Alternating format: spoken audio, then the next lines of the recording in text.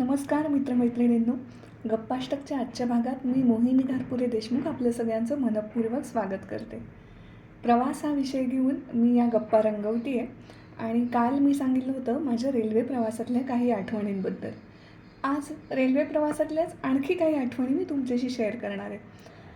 अनेक जणं प्रवासांची ही मालिका माझी ऐकता आहेत आणि मला भरभरून प्रतिसाद देत आहेत. तर त्या सगळ्यांना आधी सर्वप्रथम मी त्यांचे आभार मानते आणि तुमच्याही काही आठवणी असतील प्रवासांच्या तर मला जरूर कळवा.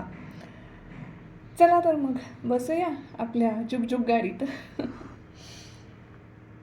मला रेल्वे प्रवासांचे अनुभव इतके आहेत तर त्यातला एक असा अनुभव जेव्हा मला खूप थरारक वाटला होता तो ॲक्च्युली जेव्हा मी तो फील करत होते तेव्हा. तर त्याची आठवण मी तुम्हाला सांगते. आम्ही असंच नाशिकहून नागपूरला जाण्याच्या ट्रेनमध्ये बसलो आणि ज्या ट्रेनचं बुकिंग केलं होतं आणि ज्या बोगीत आमचा नंबर आला होता तर असं कळलं की ती बोगी पहाटे दुसऱ्या गाडीला जोडली जाते. तर आम्हाला ऐन वेळेला म्हणजे पहाटेच्या वेळेला या बोगीतून उतरून त्या गाडीच्या शेवटच्या बोगीत कुठेतरी चढणं अनिवार्य होतं. असलं काहीतरी दिव्य करावं लागेल हे मला कधी वाटलं नव्हतं आणि ही अशी दिव्य करावी लागतात हे मला माहितीही नव्हतं. थँक्स टू नवरोजी की त्यांना सगळं माहिती होतं आणि आमचा तो प्रवास सुखाचा झाला. याचं कारण का सांगू? त्या दिवशी काय झालं, मी, माझं बाळ आणि माझा नवरा असं आम्ही त्या ट्रेनमध्ये बसलो आणि पहाटेला जेव्हा ती बोगी दुसऱ्या गाडीला कनेक्ट होते तेव्हा मी आणि नवऱ्याने मोबाईलमध्ये अलार्म लावून ठेवला होता. कारण प्रवास रात्रीचा होता आणि पहाटे आम्हाला हे सगळं दिव्य करायचं होतं. पहाट होता होता अलार्म वाजायला लागला आणि आम्हाला झोप इतकी अनिवार्य झालेली होती तेव्हा अनावर झालेली होती तेव्हा की डोळे उघडेनात.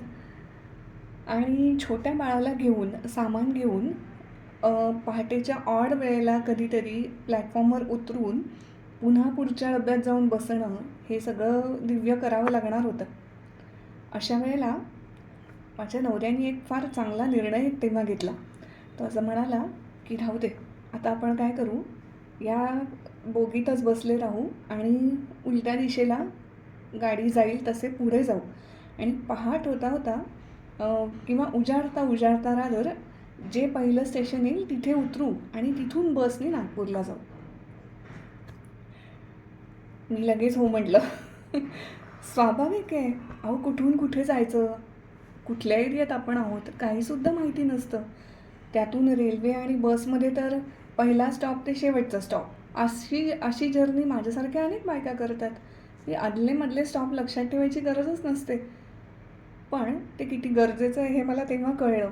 तरीसुद्धा ते एक वेगळं स्किलच आहे, ते डेव्हलपच करावं लागेल. त्या दिवशी असं झालं की आम्ही तो निर्णय घेतला. ठरल्याप्रमाणे आम्ही पहाटे पुढच्या एका कुठल्या तरी शहरात उतरलो. तिथून एका प्रायव्हेट बसमध्ये बसून नागपूरला परत आलो. मला तेव्हा एक महत्त्वाची गोष्ट मी शिकली की कोणत्याही क्षणी तुमची निर्णय क्षमता तुम्ही हरवता कामा नये. कारण जर तुमचा निर्णय चुकला तर तुमच्यावर अवलंबून असलेल्या सगळ्यांचा निर्णय चुकतो. जर त्या दिवशी नवऱ्याने हा निर्णय घेतला नसता आणि माझ्याबरोबर बाळ, त्याच्या हातात 2-2 मोठ्या बॅगा असं करून जर आम्हाला त्या दुसऱ्या बोगीमध्ये शिरता आलं नसतं, चढता आलं नसतं तर आम्ही नाहक प्लॅटफॉर्मवर खोळंबा झाला असता. दुसरी गाडी मिळाली असती नसती माहिती नाही, कधीची असतील तेही माहिती नाही. तर अशी त्या प्रवासातली आठवण. अशाच अनेक आठवणी आहेत मुंबई लोकलच्यासुद्धा, ज्या मी लहानपणी माझ्या कुटुंबियांबरोबर लोकलनी फिरले. कारण मला आठवतं एकदा कधीतरी पहिल्यांदा जेव्हा लोकलची गर्दी पाहिली तेव्हा मला प्रचंड भीती वाटली होती. म्हटलं बापरे, हे लोक कशाकरता एवढी गर्दी करतात आणि मुंबईशिवाय दुसरीकडे रोजगाराच्या संधी का नाही आहेत? मुंबईत जेवढा पैसा मिळतो तेवढा इतर शहरातल्या लोकांना जर तिथेच रोजगार निर्मिती झाली तर मुंबईकडे जाणारे लोंढे थांबतील. असे अनेक विचार त्या कळत्या वयात येऊन गेले होते मनात. आणि एक गोष्ट नक्की ठरवली होती की मुंबईत आले तरी लोकलनी वगैरे मी काय कुठे फिरणार नाही कधी. आता खरं खोटं देवाला माहिती, कारण तशीच वेळ आली तर आपल्याला तो पर्याय निवडावाच लागतो आणि आपल्याला त्यासाठी मानसिक तयारी करावीच लागते. पण मुंबईची लोकल खरोखर तिथली लाईफलाईन आहे आणि ज्या पद्धतीने तिथे बायका, पुरुष सगळेजणं, लहान मुलं, विद्यार्थी दिवस रात्र प्रवास करत असतात आणि कुठलीही लोकल पकडून कुठे जायचं, कितीची लोकल आणि त्याचं वेळ सगळं लक्षात ठेवणं ही एक मानसिक कसरतच आहे आणि शारीरिक तर आहेच. लोकलचे प्रवास हा आणखीन एक वेगळाच विषय होऊ शकतो. पण माझ्याकडे त्या प्रवासांचा जो अनुभव आहे ना, तो चांगला आहे. कारण की नेहमीच कोणीतरी सोबत होतं, बुकिंग केलेलं असायचं, तिकीट काढलेलं असायचं. त्याच्यामुळे फार काही त्या प्रवासातल्या माझ्याकडे आठवणी नाही आहेत. हां, एवढं मात्र आहे की मुंबई लोकलमध्ये सुद्धा विक्रेते भरपूर येतात आणि त्यांच्याकडे काय काय युनिक युनिक वस्तू असतात, ते मला काय काय आठवतं. असे रेल्वेचे प्रवास. रेल्वेच्या प्रवासांमधून म्हणजे असं म्हणतात ना की अजिबात सोपं नाही आहे ते. आणि काही काही माणसं रेल्वेने अपडाऊन करतात. ते तर म्हणजे मला थक्कच करणारी गोष्ट असते की गाडी गाठणं हे हा जो आपल्याकडचा वाक्प्रचार आहे की अक्षरशः त्या रेल्वेच्या वेळेला आपण तिथे प्लॅटफॉर्मवर पोहोचायला लागतं. मग प्लॅटफॉर्म कुठे येणार तो पाहावा लागतो. बरं, प्लॅटफॉर्म सोयीचा आला तर ठीक, नाहीतर ते जिने चढा, जिने उतरा, सामान घेऊन चढवा, उतरा. तेव्हा प्लॅटफॉर्मवरच्या सुद्धा इतक्या गोष्टींचं मी निरीक्षण केलेलं आहे. त्या मी आता उगाच सांगते तुम्हाला की जेव्हा आपण तिथले कुली लोकं बघतो, त्यांच्या डोक्यावरचे भारंभार त्या बिचाऱ्यांच्या डोक्यावर ओझं दुसऱ्या माणसानेच लादलेलं असतं. तेव्हा कधीकधी असं वाटतं की अरे, किती हा माणसाला तुम्ही त्रास देताय आणि जरी तुम्ही पैसे देणार आहात तरी त्या माणसाचा जीव आहे की नाही. पण काय आहे की जग मी म्हणते तशा विचारांनी चालत नाही ना. जगाचं एक वेगळं अर्थकारण आहे आणि ते त्यामध्ये आपल्याला बसण्यासाठी ह्या सगळ्या कसरती कराव्या लागतात. मला चांगलं लक्षात आहे, नाशिकच्या रेल्वे स्थानकावर जेव्हा मी उतरले, बऱ्याच वर्षांनंतर मी आले होते नाशिकला आणि हिवाळ्याचे दिवस होते. तर नाशिकच्या रेल्वे स्थानकावर त्या प्लॅटफॉर्मला लागून रात्रीच्या वेळेला इतके प्रचंड प्रमाणात गरीब लोकं, कदाचित ज्यांच्याकडे घर नाही आहे किंवा रोजगार नाही आहे किंवा व्यसनांमुळे काही माणसं तिथे असतील, अशी मी तिथे प्लॅटफॉर्मवर झोपलेली जथ्थेच्या जथ्थे पाहिले आणि मला इतकं वाईट वाटलं की एकीकडे आपण प्लॅटफॉर्मला म्हणजे स्वच्छ ठेवण्यासाठी वगैरे आपण इतका प्रयत्न करत असतो आणि दुसरीकडे ही जी आपली मॅन पॉवर आहे आपल्या देशाची, ही जी शक्ती आहे, ती सगळी आपण अशी वाया घालवतो आहोत किंवा ते स्वतः वाया घालवत आहेत त्यांचं आयुष्य. त्यात दुसऱ्या कोणाचं हे नाही आहे, हातभार नाही आहे. आणि रेल्वे स्थानकावरती प्रचंड प्रमाणात भिकारी मुलं आपल्या समोर येतात, हात पसरतात. ही दृश्य मनाला इतकी बोचतात आणि त्यावेळेला अर्थातच आपल्यासारखी सामान्य माणसं अलर्ट असतात. आपल्या मनात नाही नाही त्या शंकाही होऊन जातात. मला आणखीन आठवतो आहे रेल्वेचा प्रवास म्हणजे जेव्हा आमची जर्नलिझमची स्टडी टूर गेली होती दिल्लीला. दिल्लीला जी आमची ट्रेन जाणारी होती, तर त्या प्रत्येक स्टेशनावर इतके प्रचंड भिकारी येत होते सतत. आणि म्हणजे देशाकडे आपला देश असा आहे, असा सुद्धा आहे हे माहिती होतं. पण खूप गोष्टी या आपल्याला अनुभवाने त्याची तीव्रता कळते की हे खरंच आपल्या देशापुढचे किती प्रश्न आहेत आणि किती प्रश्नांना आपण उत्तरं शोधू शकलेलो नाही आहे, आपण पुरे पडू शकलेलो नाही आहे. बरेचदा मी असं ऑब्झर्व केलेलं आहे की माझ्या मनातसुद्धा असं येतं की आपण हे बदलायला पाहिजे, ते बदलायला पाहिजे. पण हे बदल घडवणं एकट्याचं काम नाही आहे. मग जी सिस्टीम लावलेली आहे तिच्यात तरी बदल घडवा. कुठेतरी बदल घडले पाहिजेत. आणि ही जी उद्ध्वस्त होणारी आयुष्य डोळ्यांनी दिसतात ना, तेव्हा मन तळमळतं.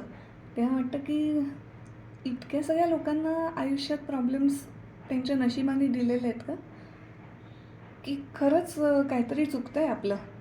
आणि मग ते चुकत असेल तर काय, आणि ते कोणी शोधायचं? आणि ते कधी कधी मला ते कळतं, पण असं वाटतं की आपण ते व्यक्त करावं की नाही करावं. कारण बदल घडवण्याची हिंमत आहे ना. मागे तो मूवी आला होता बघा, सिर्फ एक बंदा ही काफी आहे. तसं आहे की मला बदल घडवायचा आहे, पण त्याची दिशा कोण कोण देईल दिशा? तुमच्यासारखे कोणी जाणकार असतील, कोणी मोठी माणसं असतील, की जे देशाच्या या मूलभूत प्रश्नांकडे बघतात डोळसपणे, ज्यांना बदल घडवायचा आहे, तर नक्कीच मी त्यांच्या कामी जरूर येईन. कारण मी याच्या सगळ्या गोष्टींवर त्या त्या प्रवासादरम्यान खूप ऑब्झर्व करताना खूप गोष्टी अशा लक्षात आलेल्या आहेत. चला, बॅड थिंग्स थोड्याशा बाजूला ठेवूया आणि पुन्हा काही चांगले अनुभव, की जसं रेल्वे प्रवासात मागच्या व्हिडिओत मी म्हटलं की सहप्रवासी चांगले असतील ना, तर त्या जर्नीज खूप चांगल्या होऊन जातात. तसंच सहप्रवासी कसे असतात याचे वेगळेसुद्धा अनुभव मला आलेले आहेत, की कचरा तिथेच टाकणारे, खाल्लेले रॅपर्स तिथेच फेकणारे. एकदा तर मला आठवतं, मी प्रवासात असताना सहज तिथल्या वॉशरूममध्ये रेल्वेच्या गेले आणि बाहेर आले, तर ती तो कर्मचारी तिथला ती झाडत होता आणि इतका प्रचंड प्रमाणात कचऱ्याचा ढीग होता. असं वाटलं की अरे एवढ्या कचऱ्यात आपण राहतो आणि आपण तिकीट काढून प्रवास करतो. मग ही साधी आपली नैतिक जबाबदारी असते, की मी जर रेल्वेत बसून काहीतरी फूड पार्सल मागवलं आणि मी ते खाल्लं, तर मी ते जाऊन तिथल्या डस्टबिनमध्ये टाकलं पाहिजे ना उठून. पण अनेक प्रवासी तसं करत नाहीत, हे दुर्दैव आहे. अशा अनेक आठवणी आहेत. सगळ्यात आठवतं ना, की रेल्वेच्या मोठ्या मोठ्या खिडक्या, त्या खिडकीतून जेव्हा तुम्ही बाहेर बघता, तेव्हा हिरवीगार शेतं, मध्येच छोटे छोटे लागणारे जलाशय आणि अशा अनेक गोष्टी ज्यांचं आपण चित्र काढू शकतो. आणि नेहमी मला रेल्वे किंवा कुठल्याही प्रवासात तुम्हीसुद्धा हे ऑब्झर्व करा, की जेव्हा आपण खिडकीतून बाहेर बघतो ना, तर हा निसर्ग इतका मोठा किमयागार आहे, की क्षणाक्षणाला आपल्यासमोर वेगळं चित्र येत असतं आणि एक चित्र दुसऱ्या चित्रासारखं रिपीट नाही आहे. चित्र म्हणजे अहो निसर्गातलं मी म्हणते आहे दृश्य. हे दृश्य अक्षरशः सेकंदा सेकंदाला बदलत असतं. आणि पळती झाडे पाहूया जे गाण्यात म्हटलं आहे ना, तर ती झाडांचे सुद्धा एक झाड दुसऱ्या झाडाचं सारखं नाही आहे. आता तुम्ही इमॅजिन करा की पृथ्वीवर किती झाडं आहेत, किती जलाशय आहेत, किती शेतजमिनी आहेत, किती डोंगर आहेत, आणि त्यात कुठेही सिमिलॅरिटी देवानी दाखवलेली नाही आहे. म्हणजे स्ट्रक्चरल सिमिलॅरिटी असली, की डोंगर म्हणजे त्रिकोणीच किंवा झाड म्हणजे एका विशिष्ट आकाराचंच, पण तरीसुद्धा अगदी आयडेंटिकल दोन झाडं आहेत असं कधीच झालेलं नाही आहे. शेतं तर इतकी छान दिसतात रेल्वेतून बघताना, आणि छोटे छोटे जलाशय जे मध्ये मध्ये नेत्रसुख देऊन जातात, हे सगळं बघताना मला तर अतिशय आनंद मिळतो. फक्त एवढंच आहे की प्रवास म्हटला की सगळ्यात तो प्रवास हा एक तणावाचा भाग असतोच. कारण की बॅगा भरा, तयार व्हा, आणि ती वेळ गाठा, आणि पुन्हा त्या गाड्यांमध्ये इतका आपल्याला त्रास. बरं, अनेक रेल्वेंमध्ये शौचालयं अलीकडे जरा बरी असतात स्वच्छ, पण खूप ठिकाणी ना रेल्वेतली शौचालयंसुद्धा चांगली नसतात. म्हणजे बायकांसाठी तर अगदीच घाणेरडी असतात, की तिथे आत डोकावूसुद्धा नाही, अशी अशी घाण परिस्थिती पाहिलेली आहे मी. हां, याबाबत आत्ता अलीकडे जेव्हा मी गोव्याला गेले होते ना, तेव्हा मला एक खूप चांगला अनुभव आला, की तेजस एक्सप्रेस गाठायला आम्ही मुंबईला गेलो होतो. आणि तिथलं मुंबईच्या प्लॅटफॉर्मवरचं स्वच्छतागृह होतं. मी तिथे गेले आणि मला आश्चर्याचा धक्का बसला, कारण माझ्या इमॅजिनेशनच्या पलीकडे ते स्वच्छ होतं. अर्थात ते वापरण्यासाठी मला ₹5 नंतर द्यावे लागले, आणि म्हणजे ते सशुल्क होतं, पण हरकत नाही, आपण ते देऊ. आणि याच्या उलट आणखीन एका रेल्वे स्थानकावर जेव्हा थांबले होते तेव्हा पैसे देऊनसुद्धा तिथलं स्वच्छतागृह हे अजिबात स्वच्छ नव्हतं. किंबहुना तिथे इतका घाणेरडा वास येत होता की तिथल्या बायकांना अनइझी होत होतं आणि बाहेर बसलेला मनुष्य दमदाटी करून पैसे मात्र चांगलेच उकळत होता सगळ्यांकडनं.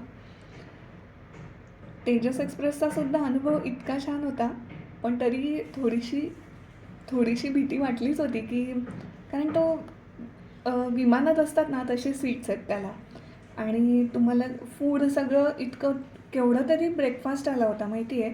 पोहे, उपमा, शिरा हे तिन्ही पदार्थ प्रत्येक माणसाला मिळाले होते. आता एक माणूस ब्रेकफास्टमध्ये एवढे 3-4 प्रकार खाऊन पुन्हा जेवण फुल करेल का? पण इट वॉज इन्क्लुडेड त्या आमच्या तिकिटामध्ये. सो खाल्लं आम्ही, एन्जॉय केला तो प्रवास. अशा सगळ्या प्रवासांच्या आठवणी आहेत. रेल्वे प्रवासांबद्दल खूप बोलता येईल अजून. पुढच्या काही भागांमध्ये बोलते ना परत. आठवलेच आणखीन काही, पुन्हा काही किस्से, कुठल्या आठवणी काय आठवल्या तर नक्की मी सांगत राहीन. आणि हो, प्रवास हा विषयच इतका मोठा आहे की आणखीन ही सिरीज माझी चालणार आहे. सो तुम्ही काय करताय? नुसतं ऐकू नका. तुमचेसुद्धा असे गप्पाष्टकमध्ये तुमचे काही फीडबॅक असतील तर मला कॉमेंट करून जरूर सांगा. आणि माझं चॅनल कधी सबस्क्राईब करणार? हां, किती दिवस सांगायचं की सबस्क्राईब करा. तुम्ही सबस्क्राईब केलं तर मला फायदा होणार आहे. पण ठीक आहे ना, मला फायदा झाला तर तुम्हाला आनंदच असला पाहिजे. बरोबर आहे ना? ओके, आज थांबते. उद्या भेटू पुन्हा नव्या गप्पाष्टकमध्ये प्रवास हाच विषय घेऊन. तोपर्यंत पाहत राहा, लाईक करत राहा, कॉमेंट करत राहा आणि माझा व्हिडिओ आवडला तर शेअरसुद्धा करत राहा. नव्या मित्रमैत्रिणींना सांगा सबस्क्राईब करायला. परत मी असं कधी बोलेन आयुष्यात, किती बोलू देतील मला माहिती नाही आहे, पण यूट्यूबवरून मी नक्की बोलणार आहे आणि बोलत राहणार आहे. So thank you so much.